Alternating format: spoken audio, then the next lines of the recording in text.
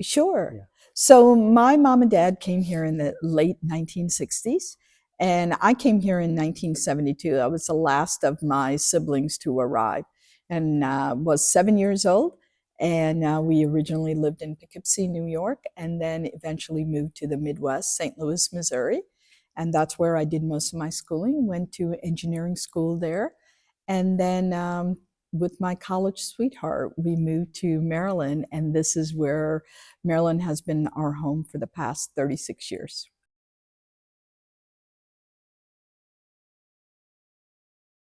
Sure. I mean, when you think about it, back in the 1970s, there wasn't a lot of Indian Americans living in the United States. So we were a small group of individuals, families, maybe like about 20 or 30 that met Mm. together Right. during to celebrate Diwali and Mm. other Indian festivals. So it was a really small, close-knit community. But I love to see where we are right now, Right. much more diverse. Mm. So much of our culture is in the fabric of the American culture now, Mm. not just ours, but so many other cultures as well. Well, I often tell the story. You may have heard, but I Yeah. remember stepping off the airplane. My dad came to pick me up in Yeah. India.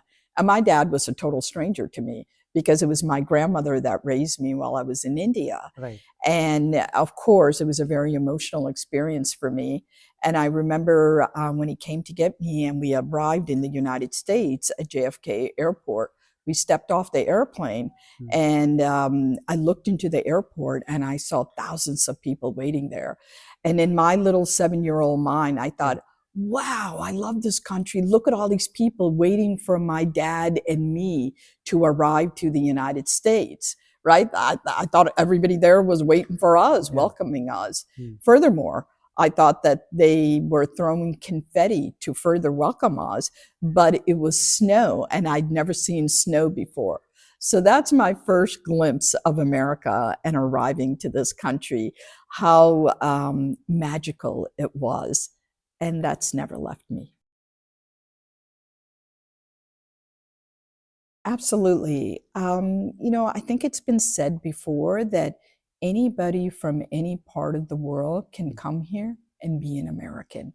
So it doesn't matter what your culture is, what your country of origin is, or what your faith is, that you can come here, be an American, and opportunities are available to you Mhm. to be, to achieve your dreams and be successful. I think that's the American dream. So it was right out of college. Right. And I knew right out of college that I wanted to go into public service. Mhm. Because again, when you come here as an immigrant, you're grateful for all the opportunities that have been available to you. And I wanted to give back. And this is something my mom and dad always taught us. It's Mm. the Gandhi way, right? Give Right. back as much as you can. Mhm. And so I came to work for Montgomery County Department of Transportation Mm. as a civil engineer. Mhm. So I spent many years, in fact, 25 years working for them, planning, designing, and building infrastructure, whether it was roadways, sidewalks, bike paths. Mhm. That's what I did through public service. And so this is where my husband and I raised our family. We have 3 daughters. And now we have my mother who lives with us as well after my dad passed away.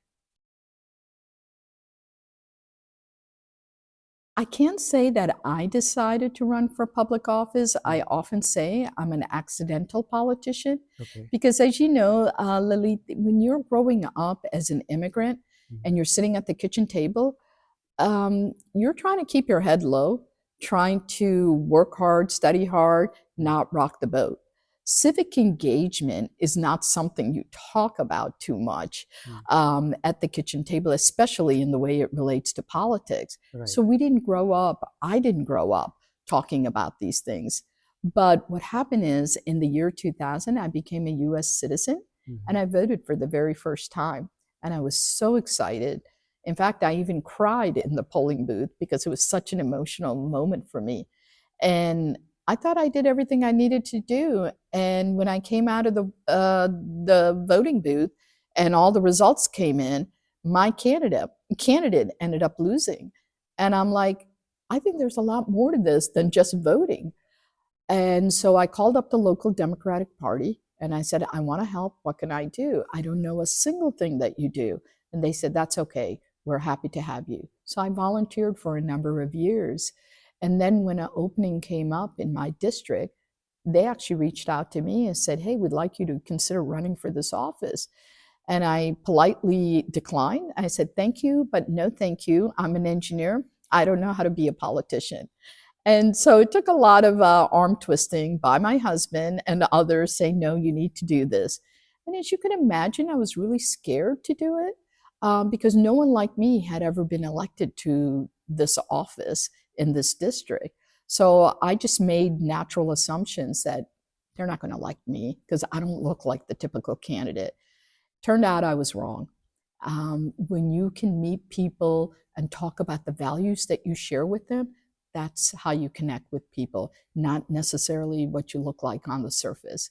So fortunately for me, I did get elected as to the Maryland General Assembly in the year 2010.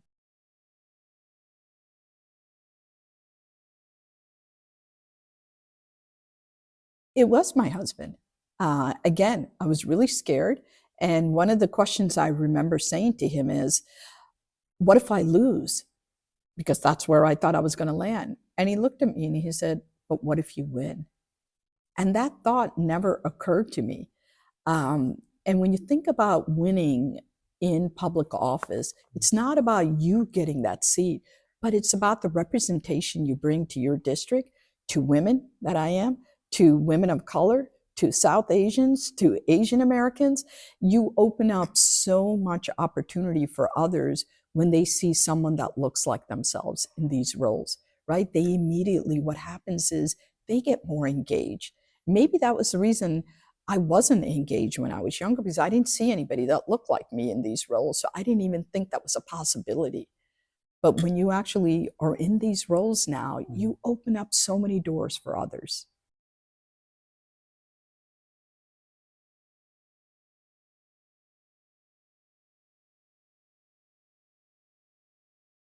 Well, I'll tell you what, I started from ground zero. I had no idea how to be a legislator.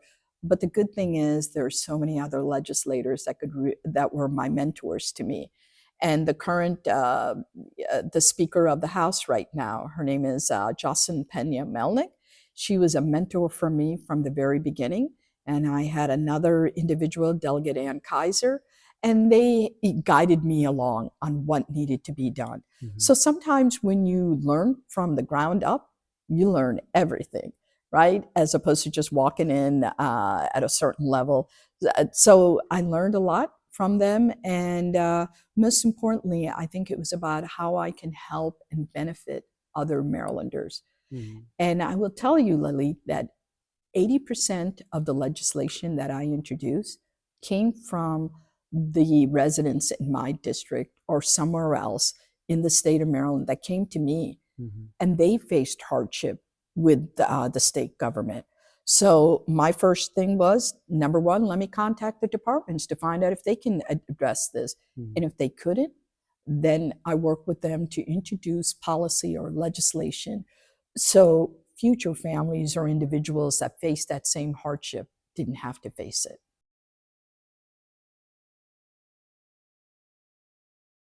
Well, number one, to be a representative that's always there listening to constituents in my district. Two, I worked on a lot of things related to transportation, which is my background. Right. And also to be able to make sure technology is available to every student across the state of Maryland. One of the things that we learned was that computer science, that was not even available to many of the underserved communities in school districts.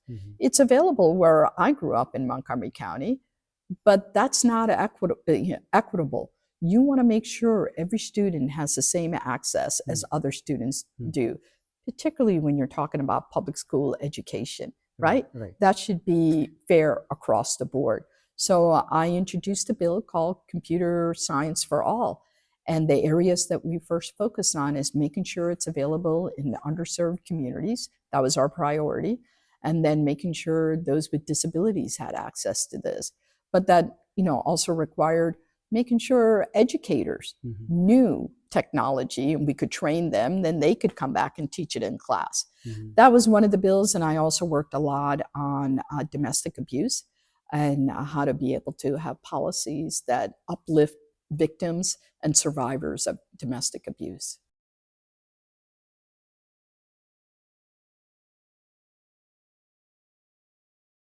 So there's a little bit of a story there. Right. So after I was being a delegate, I spent 8 years in the Maryland General Assembly as a delegate. In 2017, I decided to run for U.S. Congress for Maryland's 6th District. And the election was in 2018. And it was a very competitive field. There was like about 8 individuals that ran.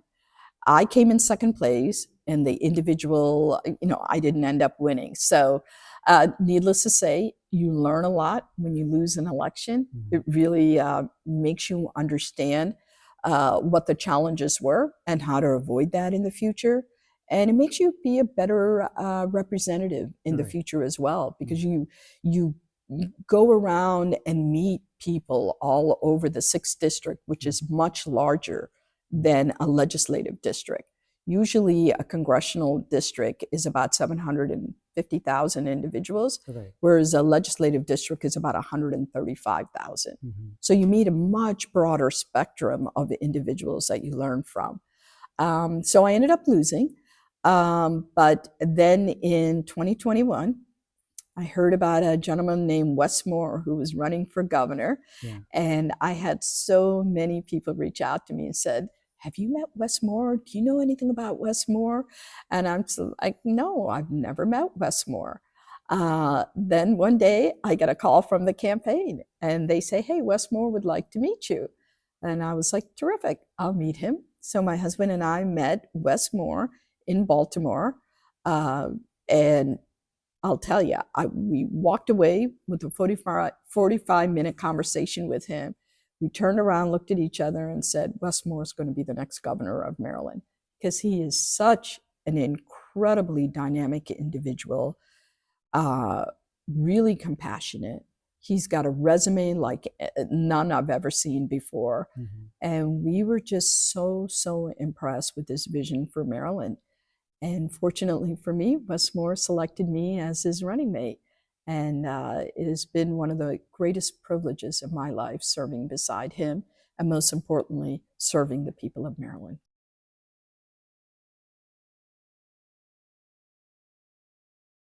Yeah, so it was basically the both of us kind of getting to know each other, right?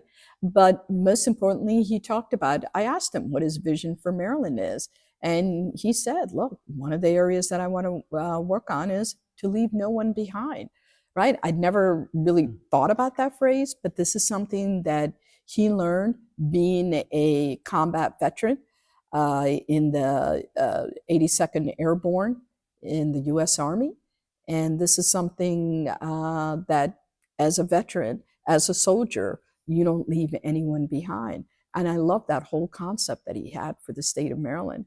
And that includes whether it's individuals that are being left behind economically, or individuals because of their faith or their culture or country of origin that are being discriminated against. So it comes in so many different ways, or women that are being left behind, again, in the economy and in other ways. I thought that was a wonderful vision for the state of Maryland. And he always said also that Maryland is asset rich, but strategy poor, and that he wanted to change that. He wanted to make the strategy better. He talked about how he was going to go to other states. And when he does, he's going to bring a business back to the state of Maryland, because we have all the greatest assets here. But it was our strategy that we needed to focus on. And I could not agree with him more on that.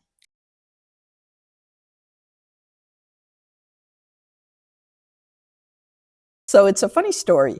So I actually met him in October. So this is Thanksgiving weekend.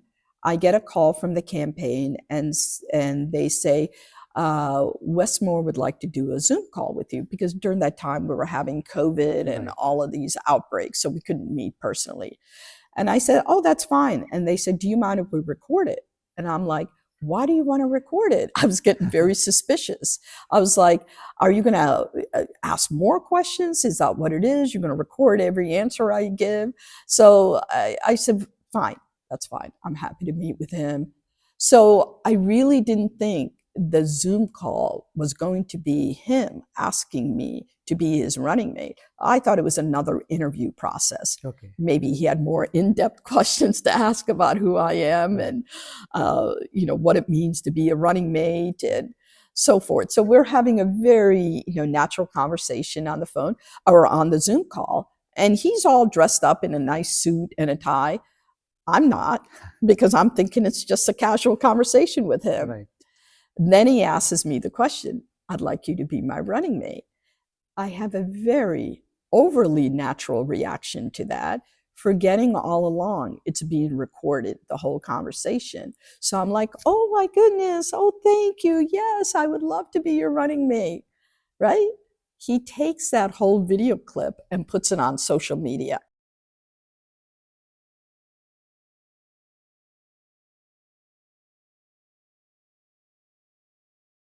Yeah. And then he did something similar when we had gotten an endorsement, a huge endorsement from the educators of the state of Maryland. He calls me up and he tells me this, and I'm like, stunned.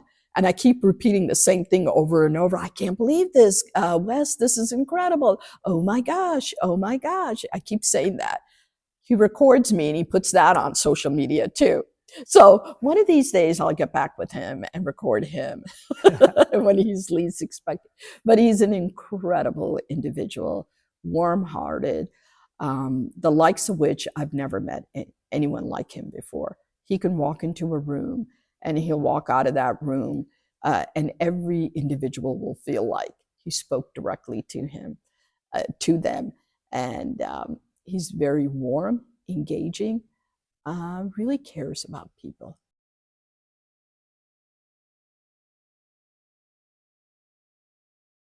So the campaign is that the governor is, of course, from the Baltimore City region, and I'm from Montgomery County, Montgomery County being the largest jurisdiction in the state. So we do what was called you divide and conquer, right? So he'd go to certain areas of the state, I'd go to other areas. The first lady would go to other areas, his parents or his mom and sisters would go. So we took all the resources we had and we went to every single county in the state of Maryland. I know Maryland seems like a small state, but when you're driving from one end to the other end, it's not. But that's the best way in which you can represent the people. If you meet them where they are in their communities and they share their ideas, their concerns, their vision for Maryland. And we've incorporated much of that into our own administration and our policies.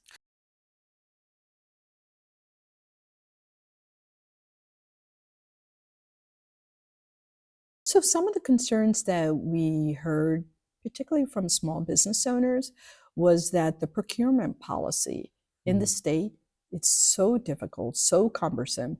And of course, for businesses, time is money. So the longer they spend stuck in this red tape of state government, the more money they lose, to the point where they might get frustrated and just move their whole business out of the state, right? That was one of the key things that we heard. Well, we introduced a Procurement Reform Act, which is exactly to reduce the red tape. And so we've implemented that. Another thing that we heard was that we'd like to see more people civically engaged in the state of Maryland, right? Because young people right now are very much connected through social media, but are they connected fully to the communities that they live in? So the governor created what's called the service year option, the first in the nation to do so, which essentially takes high school graduates. And a lot of times at that age, Lily, they don't know what they want to do. You know, do they want to go to college? Do they want to go into trade school, go directly into work? So we give them 8 months in which they tell us what they want to do, what are their interests and talents, and we pair them up in a job, whether it's at the nonprofit, a private company, or state government. And they learn the skills of the job, hands-on learning, and they also learn a lot of soft skills that oftentimes I think are lost in the younger generation. They learn about interviewing and what to do in a conflict situation. Them, along with 700 other graduates, get to have this experience. And then at the end of it, maybe the company hires them. Maybe they earn enough money because they do get paid, and they go to college afterwards. But most importantly, it teaches them about service, giving back to your community in the best way you can. That service is sticky. Service is what will save us.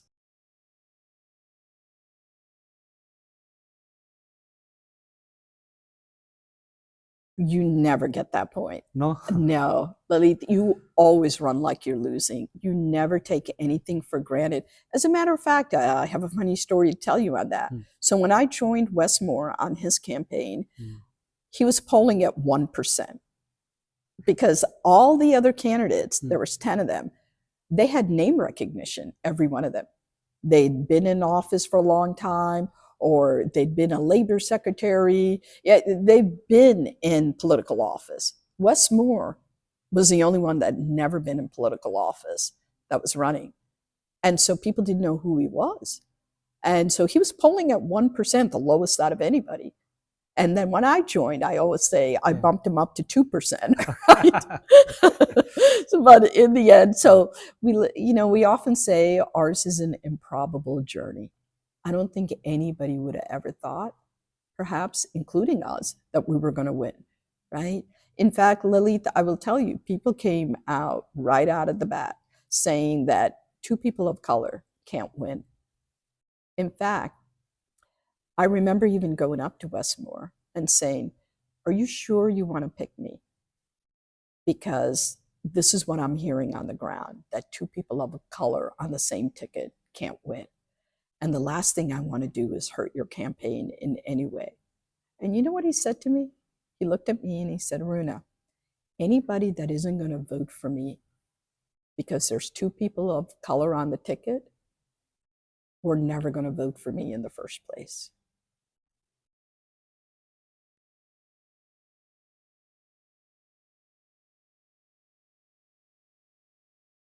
It never came in that we were winning, because it took actually like several days, because the race was so close between ourselves and the number 2 candidate, Tom Perez. And so all the mail-in ballots had to come in, all of that. So it took actually several days. I think the election night was Tuesday, and we didn't know the results till Saturday. So there are a lot of anxiety. Of course there is. There is, of course, because we're like, oh my gosh, what's going to happen here? And we are so grateful that we made it through, and we were.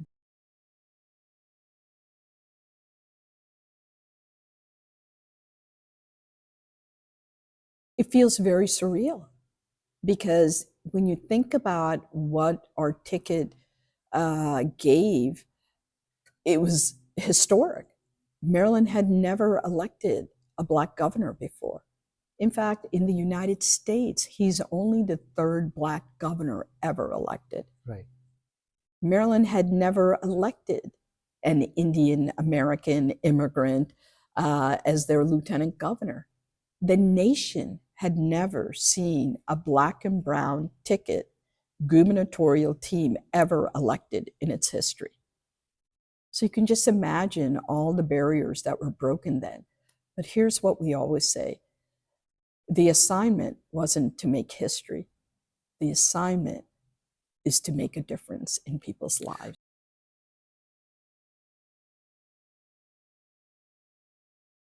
I think it's, again, you're talking about the values that you're sharing with them, what your vision for Maryland is.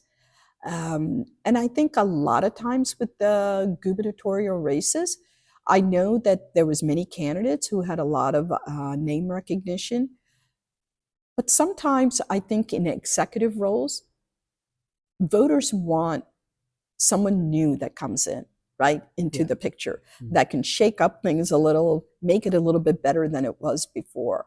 And the governor came. He does not come with a political background, but he came in as a U.S. soldier, a veteran. He came in as a executive of a nonprofit organization. Um, he had a lot of credentials that would really serve well for the people of Maryland, and I think they saw that.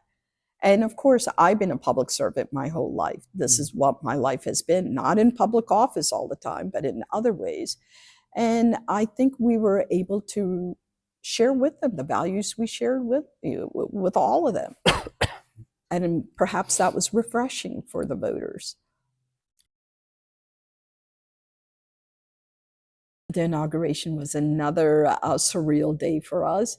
Of course, we'd never done this before. So he had, the governor has his family and friends. Yeah. I have my family and friends from all over the country that came, and then of course thousands of other Marylanders that came to celebrate with us. It was just an extraordinary day to be there, and you have to pinch yourself to make sure you're not dreaming. That's how incredible it was.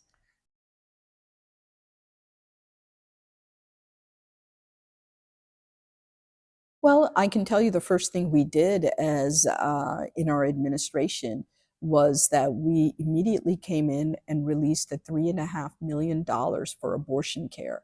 So the previous governor refused to release this money. We came in the first day and said, here it is. We want to make sure that women's reproductive health and women's health care is protected in the best way we can. So that was the first thing we did. We promised on the campaign trail that we were going to do that, and we kept that promise. Okay. It's been incredible to serve the people of Maryland. Again, Lilith, people often ask me, what's your favorite part of your job? My favorite part of the job is the people I meet. You get to go across all the way from Garrett County to Worcester County, from one end to the other end of the state of Maryland. People with different walks of life, different life experiences, different challenges, different visions they have, and they share that with you. And once you meet people like that, you're never the same person again, because all of a sudden your perspective on life changes significantly just hearing their stories. Mm-hmm. So that's been my favorite part of the job. Now, I also say that today was nothing like yesterday, and tomorrow will be nothing like today. Every day is so different and vast. Look, growing up as an engineer, every day was pretty similar, right? I went to the office, I worked at my desk, we did our projects. That's not the case in this role. It is just so incredibly enriching how much you're exposed to in a day. And sometimes I wish every Maryland had that experience so they could really fall in love with the state and the people that work behind the scenes and do so much every single day, like I've seen being in this role for 3 years.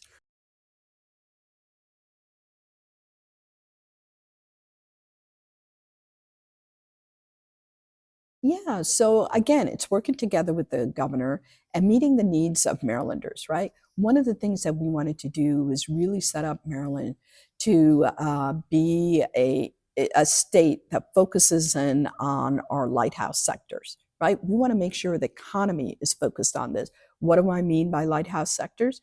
I'm talking about AI, quantum computing, life sciences, aerospace, cybersecurity. These are the areas in which we are focusing on because we know Maryland has these strengths.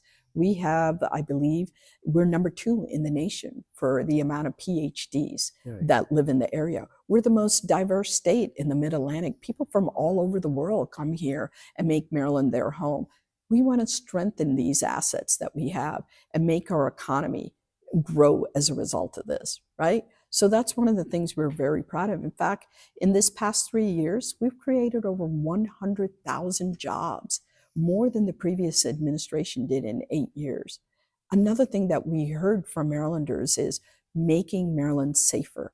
That's our number one priority for Governor and me. And prior to us coming into this administration, there was almost a homicide a day in the city of Baltimore.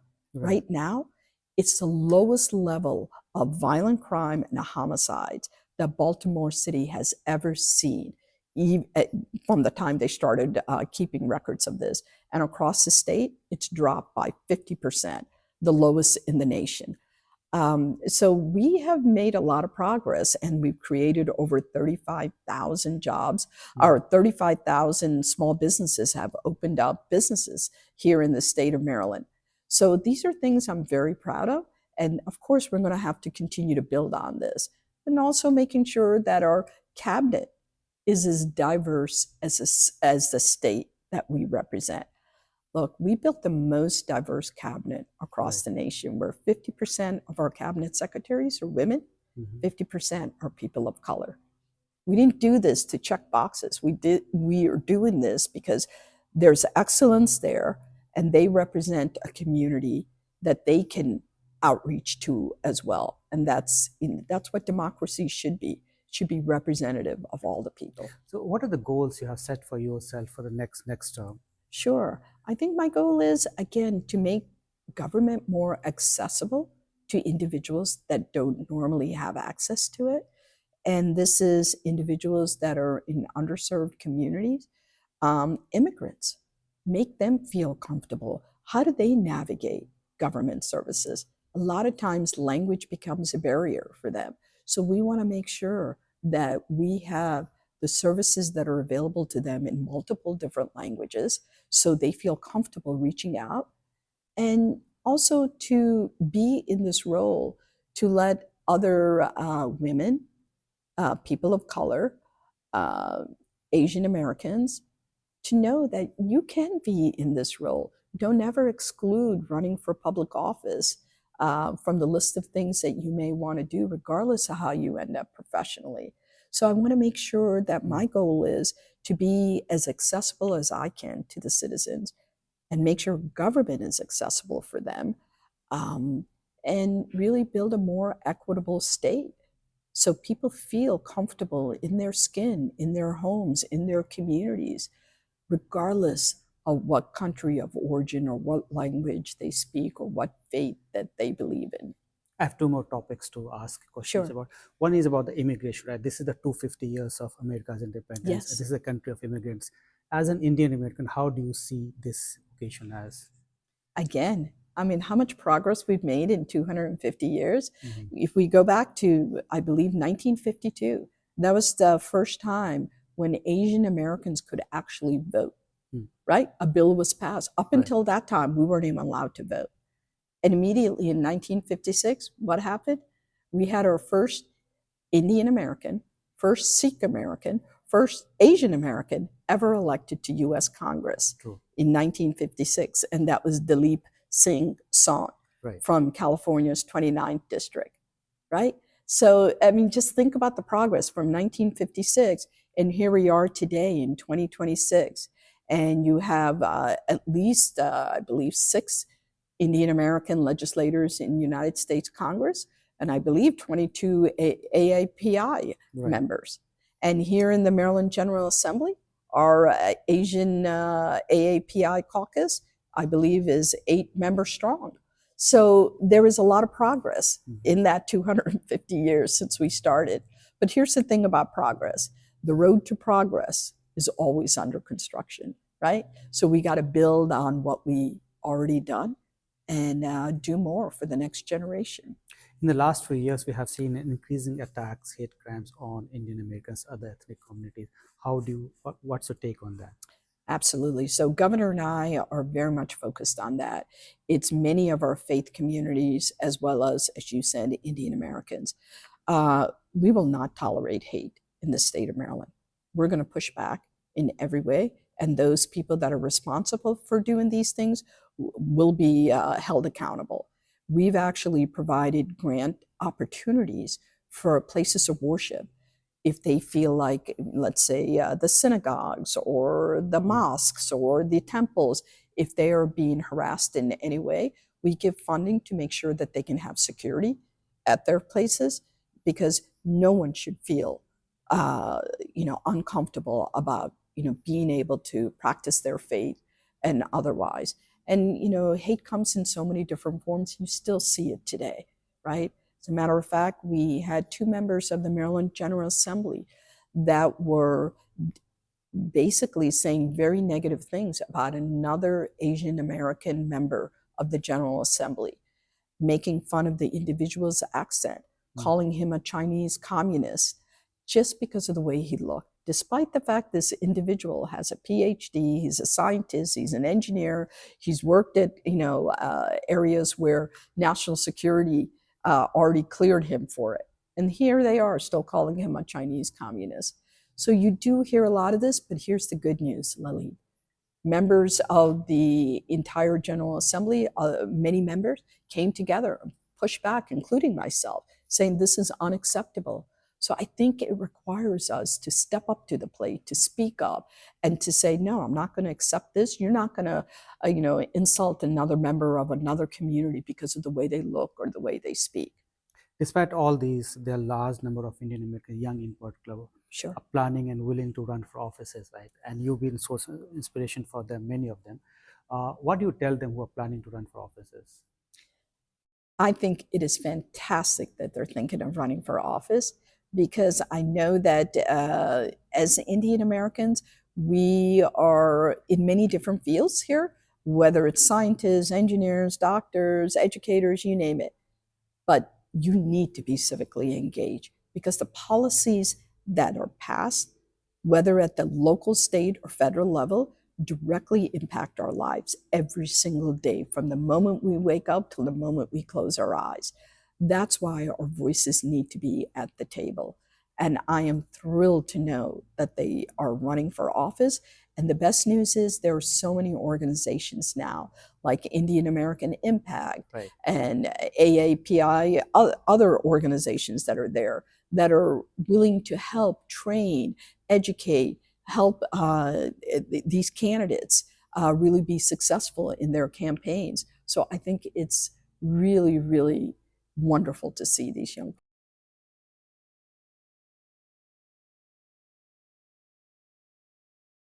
I think it's deeply hurtful to see how this current federal administration has been dealing with policies, and how they've been demonizing immigrants, and how the H-1B visas have been tremendously impacted.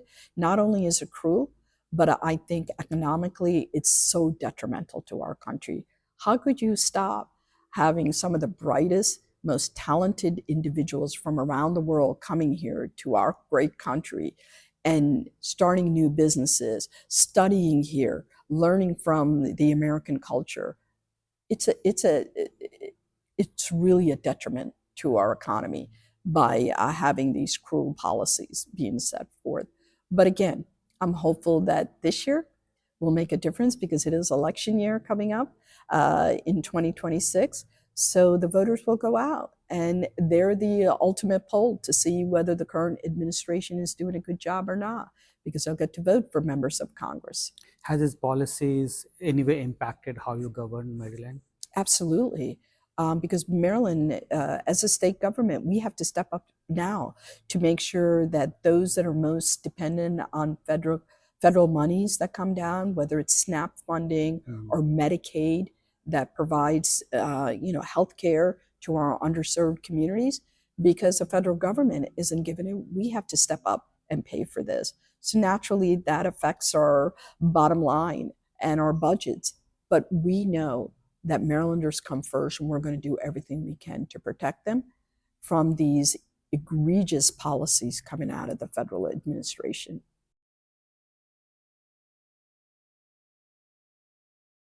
Again, that's up to the voters of the United States to decide that, not up to me. I think there's a lot of great candidates, that you hear about. We'll see how it all unfolds.